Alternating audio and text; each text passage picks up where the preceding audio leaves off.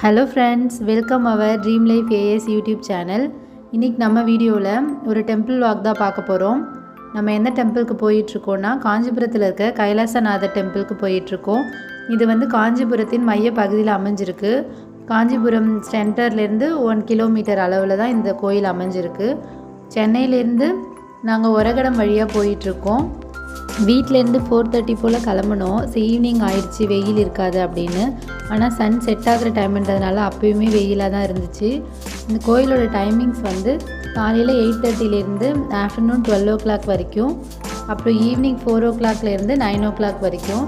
So வெயிலுக்கு அப்புறம் போனால் நல்லாயிருக்கும் அப்படின்ட்டு நாங்கள் போயிட்டுருந்தோம். இப்போ நம்ம கிட்டே வந்துட்டோம். தெரியுது பாருங்கள் கோபுரம், சன் செட் எவ்வளோ சூப்பராக இருக்குது பாருங்கள். இப்போ நம்ம கோயில்கிட்ட என்ட்ராக போகிறோம். இங்கே போனதுமே பார்க்கிங் ஸ்பேஸ்லாம் வெளியில் தான் இருந்துச்சு. காரு, பைக் எல்லாமே நம்ம இங்கே தான் பார்க் பண்ணணும். இப்போ நம்ம கோயிலுக்குள்ளே ஃபஸ்ட்டு என்ட்ரு ஆனதுமே அங்கே கல்வெட்டு வச்சுருந்தாங்க. அந்த கோயிலோட தொழில்நுட்பம், அதோட கலை சிற்பங்கள்லாம் எப்படி இருக்குது, அதை யார் பில்டு பண்ணது அப்படின்றது. இந்த கோயில் வந்து பல்லவ மன்னர்களால் கட்டப்பட்டது. பல்லவர்கள் ஆட்சி புரிஞ்ச காலத்தில் தான் இந்த கோயில் கட்டியிருந்தாங்க. இது வந்து 700ஆம் நூற்றாண்டில் கட்டப்பட்ட கோயில். இது சுற்றி ரொம்ப அழகான சிற்பங்கள் எல்லாமே அமைஞ்சிருந்துச்சு. இந்த கோயிலில் வந்து உள் சுற்று வெளி சுற்றுன்னு 2 பிரிவாக இருக்குது. நம்ம உள்ளே சுற்றி பார்க்கும்போதும் நிறையா இருந்துச்சு, வெளியிலையும் நிறையா இருந்துச்சு. நந்தியுமே செம பெருசாக தூரத்தில் அமைஞ்சிருந்தாங்க.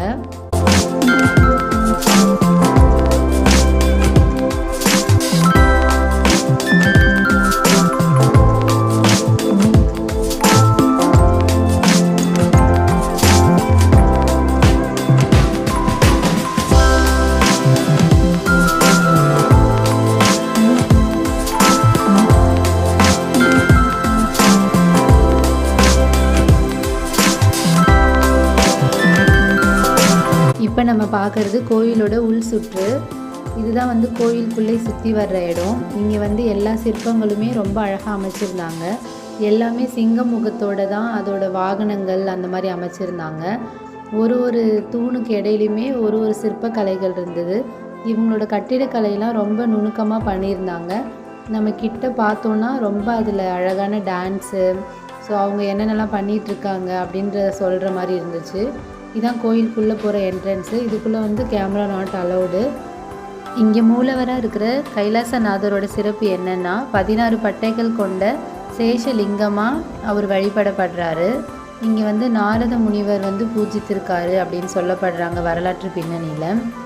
இந்த கோயிலை கட்டிய பல்லவ மன்னனோட பேர் வந்து ராஜசிம்மன். இந்த கோயில் சுற்றியுமே வந்து விமானம் வந்து மேலேருந்து பார்த்தோன்னா ஒரு விமானம் அமைச்சிருக்கிற மாதிரியில் அவங்க ரெடி பண்ணி கட்டியிருக்காங்க. இந்த கோயிலோட பிரதான கருவறையை சுற்றி 9 சிவன் உருவம் வந்து அமைச்சிருக்காங்க. வெவ்வேறு சிவலிங்க உருவங்கள், சிவன் நடனம் ஆடுறது நம்ம பார்த்துட்ருக்கோம்ல, அது எல்லாமே இங்கே அமைச்சிருக்காங்க.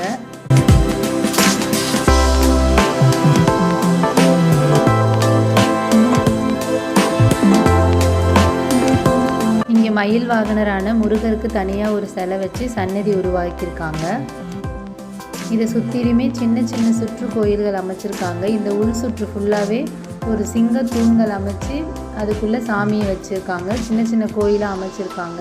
இந்த கட்டிட கலை எல்லாமே தென்னிந்திய தொழில்நுட்பத்தில் பண்ணியிருக்காங்க. ரொம்பவே பார்க்க பிரமிக்கத்தக்கதாக அழகாக இருந்துச்சு.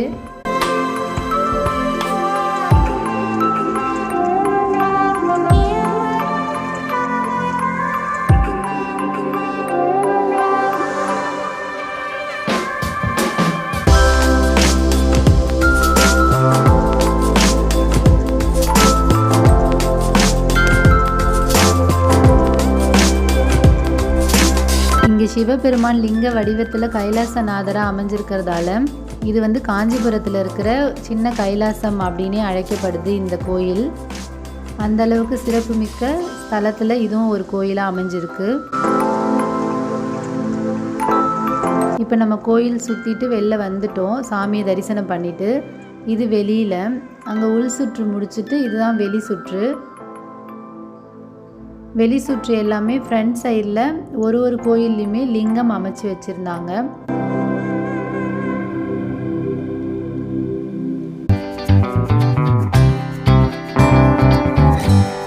இப்போ இது கோயிலோட அவுட் சைடு.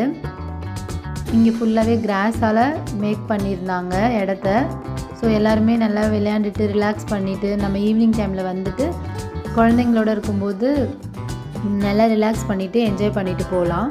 ஸோ நல்லா காற்றடிச்சிச்சு, சூப்பராக இருந்தது. அந்த வெயிலில் வந்தது இந்த ஈவினிங் டைமுக்கு ரொம்ப சூப்பராக இருந்துச்சு.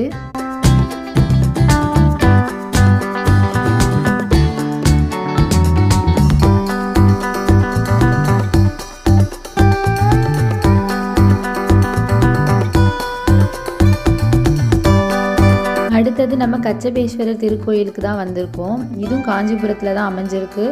அந்த கோயிலுக்கு போயிட்டு சாமி தரிசனம் பண்ணிவிட்டு இப்போ நம்ம இந்த கோயிலுக்கு வந்திருக்கோம். இங்கே வரும்போது டைம் ஆயிடுச்சு, அதனால் கொஞ்சம் இருட்டிடுச்சு. இப்போ நம்ம கோயிலோட என்ட்ரன்ஸில் இருக்கோம்.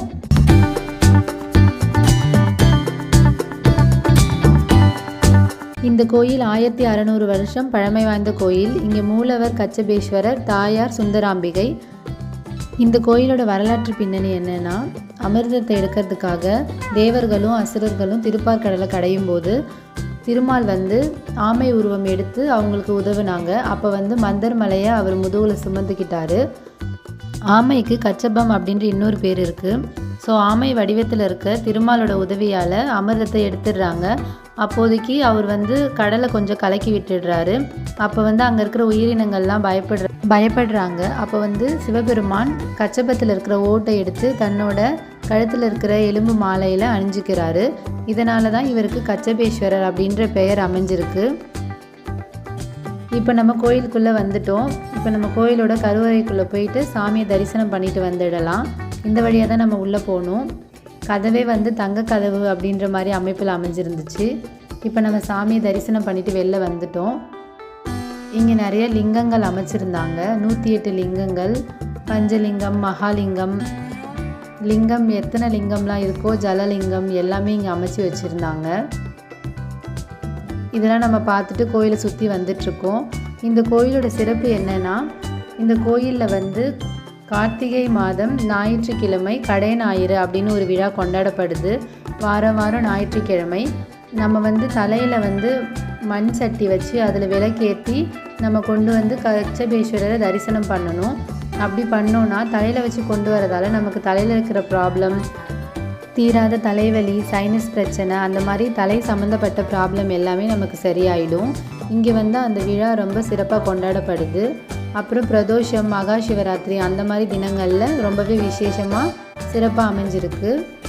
இப்போ நம்ம கோயிலோட அவுட்டரில் கோயில் குளத்தை பார்த்துட்ருக்கோம். சுற்றியுமே காம்பவுண்ட் கட்டி ரொம்ப அழகாக மெயின்டைன் பண்ணி வச்சுருந்தாங்க.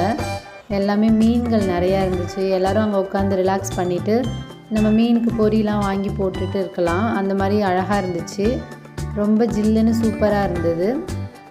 இப்போ வீடியோவோட எண்டுக்கு வந்துட்டோம். நம்மளோட சேனலில் டெம்பிள் vlogs, டூரிஸ்ட் vlogsலாம் நிறையா போட்டுட்ருக்கோம். ஸோ இந்த மாதிரி வீடியோஸ் நீங்கள் தொடர்ந்து பார்க்கணுன்னா நம்மளோட சேனலை சப்ஸ்கிரைப் பண்ணுங்கள், ஷேர் பண்ணுங்கள், லைக் பண்ணுங்கள், மறக்காமல் பெல் பட்டனை கிளிக் பண்ணுங்கள். தேங்க்ஸ் ஃபார் வாட்சிங்.